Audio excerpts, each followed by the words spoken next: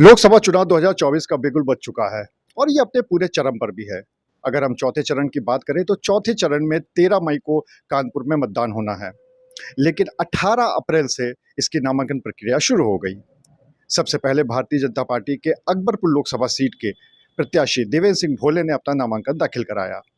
इस दौरान जो उन्होंने अपना एफिडेविट जमा किया है उसमें कुछ रोचक तथ्य निकल के आए हैं।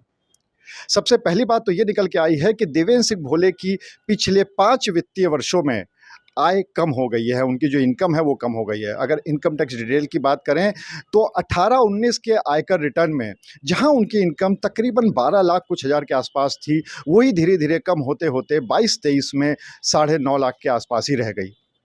वहीं अगर उनकी पत्नी की बात करें तो इन 5 सालों में उनकी पत्नी की इनकम बढ़ गई है। 18-19 के वित्तीय वर्ष में जहां उनकी पत्नी की इनकम 2 लाख कुछ हज़ार के आसपास थी, वहीं पे 22-23 आते आते वो रकम बढ़ के पहुंच गई है 4.25 लाख के आसपास।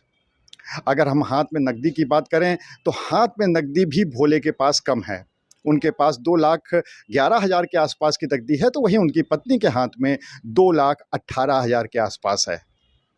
अगर हम जेवरात की बात करें तो सभी को पता होता है कि महिलाओं के पास जेवरात हमेशा हर घर में ज़्यादा ही होते हैं, तो इस मामले में भी जो देवेंद्र सिंह भोले के पास जेवरात है वो 7 लाख कुछ हज़ार के आसपास है, वहीं उनकी पत्नी के पास 12 लाख से ऊपर के जेवरात हैं। जब इनकम बढ़ी है तो फिर लोन की कीमत भी बढ़ेगी, लोन की जो रकम है वो भी बढ़ेगी। देवेंद्र सिंह भोले के ऊपर कोई भी लोन नहीं है, शून्य है, वहीं उनकी पत्नी के ऊपर तकरीबन 1 करोड़ का लोन है। अगर हम एफिडेविट की बात करें तो देवेंद्र सिंह भोले ने चाहे बिजली का बिल हो, चाहे हाउस टैक्स हो, चाहे नगर निगम का टैक्स हो, सभी उन्होंने पूरी तरह से पे किया हुआ है। जब उन्होंने यहाँ पे नामांकन किया था उससे पहले उन्होंने जनसभा की थी और एक बात काफ़ी चर्चा में रही कि जनसभा में उनकी विधानसभा 2 ऐसी विधानसभा थे जिसके विधायक उस पूरी जनसभा से नामांकन से नदारद रहे। एक थी अभिजीत सिंह सांगा जो कि बिठूर के विधायक हैं, और दूसरी सरोज कुरील जो कि घाटमपुर की हैं और अपना दल की हैं, यानी घटक दल है एनडीए का। इस बारे में जब सवाल पूछा गया देवेंद्र सिंह भोले से तो उन्होंने गोलमोल जवाब दिया, लेकिन उन्होंने क्या जवाब दिया चलिए सबसे पहले आपको वो सुनाते हैं। बात कही थी कि टिकट मेरे जेब में है।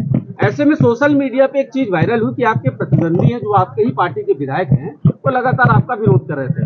अब इंडिया गठबंधन ने भी एक जमीनी कार्यकर्ता को उतारा है। पार्टी के अंतरकले और इंडिया का गठबंधन कैसे पार पाएंगे? मुझे किसी के बारे में कुछ नहीं कहना है। मैं आपसे निवेदन पूर्वक कहना चाहता हूँ, मैं कानपुर के कानून व्यवस्था और कानपुर में जो ये बड़ी भीषण जाम रहता है, इसके लिए आयुक्त महोदय ने बैठक बुलाई थी हम जनप्रतिनिधियों की, और मैं उसमें आया था। और जब मैंने ये बाइट दी थी उस समय भी मैंने कहा था, वो भी मेरे पास खड़े थे। लेकिन मैं अपने मीडिया के लोगों को बहुत बहुत इसलिए धन्यवाद देता हूँ कि कभी कभी उनकी मंशा पीठ पत्रकारिता की होती है, और इसलिए मैंने यही कहा कि मैं 45 साल से पार्टी का कार्यकर्ता हूँ। श्रद्धेय मोदी जी, श्रद्धेय योगी जी का और पार्टी का आशीर्वाद मेरे साथ है, और जो पार्टी का आशीर्वाद टिकट स्वाभाविक है जेब में। जनसभा से दोनों ही विधायकों का नदारद होना एक चर्चा का विषय बना रहा। हालांकि मन से ये ज़रूर कहा गया था कि अभिजीत सिंह सांगा की तबीयत खराब है और डॉक्टरों ने उनको निकलने को मना किया हुआ है, इस वजह से वो नहीं आ पाए। लेकिन सरोज कुरील क्यों नहीं आ पाई इसका कोई कारण नहीं बताया गया। वहीं पे आज पहले दिन नामांकन के सिर्फ और सिर्फ देवेंद्र सिंह भोले ने ही अपना नामांकन दाखिल किया। हालांकि पर्चे कई सारे प्रत्याशियों ने लिए हैं। 1 हफ्ता तक ये नामांकन प्रक्रिया चलेगी और देखना ये होगा कि इस दौरान कितने प्रत्याशी यहाँ कानपुर नगर सीट से और अकबरपुर लोकसभा सीट से अपना नामांकन दाखिल कराते हैं। अनुराग अग्रवाल, TV9 कानपुर।